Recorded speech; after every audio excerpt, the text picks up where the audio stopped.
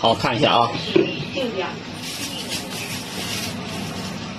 大家好，我是勇哥美食，今天我给大家分享一款特色土豆粉的制作方法。好，现在开始。这是我们的秘制料哈，秘制粉料1勺半啊就够了哈，加上我们的酱哈，秘制酱，土豆粉专用酱哈。好，加上我们的丸子啊，往里边加哈，把土豆粉加进去哈，然后所有东西都往里放哈，海带、面筋泡。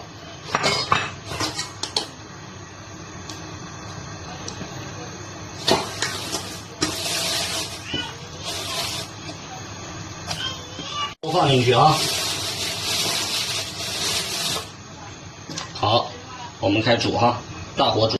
看一下啊，土豆粉好了啊，好看一下啊。